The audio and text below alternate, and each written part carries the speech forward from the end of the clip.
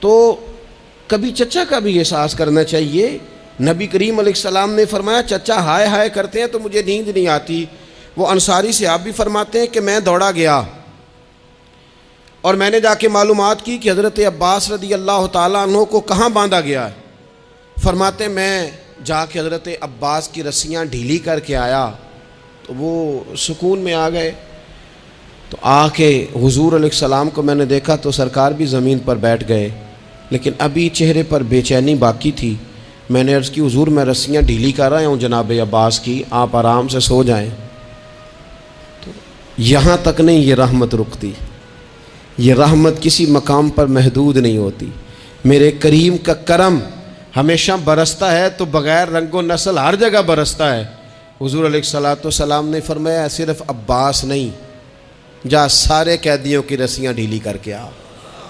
سب کو یہ کون لوگ ہیں؟ یہ بدر میں پھول لے کے آئے تھے، یہ گجرے لے کے آئے تھے پھولوں کے، خوشبو کا تحفہ دینے آئے تھے، یہ تو تلواریں لے کے آئے تھے۔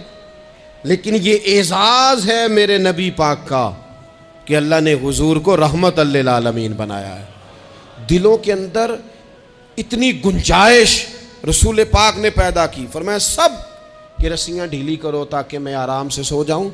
طبیعتوں کی سختی، مزاجوں کا تلخ پن، اپنی ذات کے خول میں بند ہو کے زندگی گزار دینے والے لوگ، اپنے آپ سے شروع ہو کر اپنے آپ پر ختم ہو جانے والا مزاج، جو میں سوچ رہا ہوں، جو میں دیکھ رہا ہوں، جو میری طبیعت فیصلہ کر رہی ہے، جس اینک سے میں معاشرے کو پڑھ رہا ہوں سارے معاشرے کو اسی طور پہ میں لے کے چلوں گا، یہ سوچیں درست نہیں۔ ہم نبی کریم علیہ السلام کے ماننے والے ہیں، ہمیں ان ساری باتوں کا خیال اور ادراک کرنا پڑے گا کہ جو ہمیں ہمارے رسول پاک نے سکھائی ہے۔ انسان پر بعض اوقات کچھ لوگ اس طرح کا بھی اس کے ساتھ رویہ اختیار کرتے ہیں کہ رد عمل کے طور پر کچھ کہنا پڑتا ہے۔ بعض لوگ سخت سست کہہ دیتے ہیں رد عمل کے طور پر، خود اس طرح کے نہیں ہوتے لیکن تانگ آمد بجانگ آمد۔ تو ایک دفعہ جب بڑی سخت تکلیف دی کفار نے تو صحابہ نے عرض کی یا رسول اللہ ان کے لیے دعا کریں یہ تباہ ہو جائیں، تو محبوب نے خود ان لفظوں کے ساتھ جواب دیا، فرمایا اللہ نے مجھے لعنت ملامت والا نہیں بنا کے بھیجا، مجھے رحمت للعالمین بنا کے بھیجا۔ انہیں ہر وقت تانے دیتے رہنا، ہر وقت کھڑے رہنا، یہ دیکھیں نا میرے ملک کا ماحول کیا بنا ہوا ہے، رائے کا اختلاف ہی ہے نا، لیکن جو دھینگا مشتی روز ہوتی ہے اور جو دھما چوکڑی روز مچائی جاتی ہے، روز جو نئی سے نئی کہانی پنپتی ہے، ملک کے اندر کوئی شخص ایسا نہیں رہ گیا، کوئی ادارہ ایسا نہیں رہ گیا جس کے بارے میں ہمارے دل بالکل صاف ہوں، اس لیے کہ ہم نے مزاج اس طرح کا بنا لیا ہے، ہم نے اینک اس طرح کی لگا لی ہے، لہجے اس طرح کے بنا لیے۔ حضور سید عالم علیہ السلام نے ایک دن فرمایا تھا مجھے کسی صحابی کے بارے میں کوئی بات نہ پہنچانا، کسی کی غلطی آ کے ڈائریکٹ مجھے نہ بتانا، میرے سامنے کچھ بھی ایسا نہ کرنا۔ یا رسول اللہ کیوں؟ فرمایا میں چاہتا ہوں میرے دل میں سب کے لیے گنجائش ہے تو گنجائش ہی رہے، لوگوں کو خوش گمان رہنے ہی نہیں دیا جاتا، اچھی سوچیں پیدا کرنے کے موقع ہی نہیں دیے جاتے، وہی بدگمانیاں ہیں، وہی ماحول کے اندر شدت ہے، وہی انداز ہمارا اس طرح کا ہے، اور وہی کچھ ہم کر رہے ہیں، اور سارے ہیں کہ ایک ہی لاٹھی کے ساتھ ہانکے جا رہے ہیں۔ خدا را چیزوں کو دیکھیں اور غور کریں کہ ہم نبی پاک صاحب الاولاق سید عالم صلی اللہ تعالی علیہ وسلم کے ماننے والے ہیں۔ پھر ایک اور بات، حضور کی رحمت چونکہ کامل ہے تو حضور علیہ السلام کا ایک طریقہ ہے، دنیا میں دو طرح سے لوگ اپنا آپ ثابت کرتے ہیں۔ ایک پورے ماحول میں لوگ اندھیرا کرنا چاہتے ہیں تاکہ میں صحیح طرح چمک جاؤں، وہ پھر بتاتے ہیں کہ اس وقت دنیا میں کوئی آدمی بھی میرے سوا ٹھیک نہیں ہے، کسی کا بھی تذکرہ ان کے سامنے کیا جائے تو ایک دو چار کمزوریاں اس کی وہ بتا دیتے ہیں، کیونکہ وہ فل اندھیرا کرنا چاہتے ہیں اور سمجھتے یہ ہیں کہ جب میں اندھیرا کروں گا تو پھر میں زیادہ چمک جاؤں گا، اس لیے باقاعدہ منصوبہ بندی کی جاتی ہے اور باقاعدہ لوگ بٹھائے جاتے ہیں اور کردار کشی کرنا ایک پورا ماحول بنا دیا گیا، اور کوئی بھی شخص اس سے مبرہ نہیں، وہ دینی تعارف رکھتا ہو یا دنیاوی تعارف رکھتا ہو، سیاسی سماجی معاشرے میں کوئی مقام رکھتا ہو یا سیاسی قد کاٹ سے اس کا تعارف ہو، کردار کشی عام بنا دی گئی اور اس پر لوگ خوش ہوتے ہیں۔ میرے بھائیوں، نبی کریم نے بھی اپنا اثبات کیا ہے، لیکن رسول پاک کا طریقہ یہ نہیں ہے کہ کسی دوسرے کی نفی کر کے ہی اپنا اثبات ہوتا ہے۔ قرآن تو نبی پاک پہ نازل ہوا ہے نا، حضور قرآن لے کے آئے ہیں، پر اس قرآن میں تو حضرت موسیٰ کی تعریفیں بھی ہیں، حضرت عیسیٰ کے تذکرے بھی ہیں، جناب عیسیٰ کے معجزات بھی ہیں، اس میں تو حضرت نوح کا ذکر بھی ہے، اس میں تو حضرت آدم کا ذکر بھی ہے، اس میں تو حضرت یوسف علیہ السلام کے حسن و جمال اور کمال کے تذکرے، اس میں تو جناب لقمان حکیم کی حکمت اور دانائی کی بات ہے، اس میں تو حضرت خضر کا تذکرہ ہے۔ اس قرآن مجید کے اندر تو اولیاء اللہ کی شان ہے، اس میں تو ماں باپ کی فضیلت ہے، اس میں تو پڑوسیوں کی بات ہے۔ اس قرآن مجید نے تو غریب کی بات کی، یتیم کی بات کی، بیوہ کی بات کی۔ تو رسول کریم نے بتایا کہ دوسروں کو پیچھے کر کے اپنے آپ کو آگے نہیں کیا جا سکتا، تم سب کو ساتھ لے کے چلو، تمہیں اللہ امامت عطا فرما دے گا۔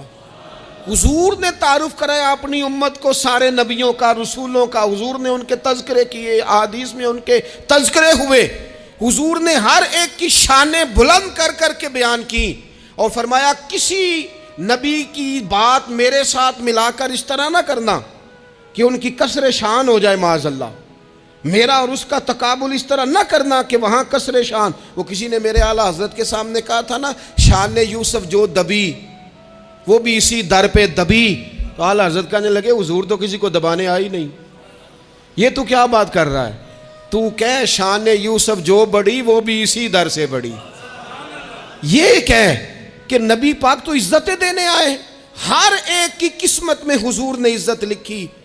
کہا باپ راضی ہو گیا تو رب راضی ہو گیا، فرمایا ماں کے قدموں کے نیچے جنت، بہنوں کی بیٹیوں کی پرورش جو کر کے آئے گا میرے ساتھ جڑ کے انگلیوں کی طرح جنت میں جائے گا۔ فرمایا تم میں سب سے بہتر وہ جو اپنے گھر والوں کے لیے، اپنی بیوی کے لیے بہتر، میں تم سب سے زیادہ اپنے گھر والوں کے لیے بہتر۔ فرمایا پڑوسی سے اس نے سلوک کرنے والوں یاد رکھنا کہ اس کے تو حق اتنے زیادہ ہیں کہ ڈر ہے کہ کہیں وراثت میں شامل نہ کر دیا جائے۔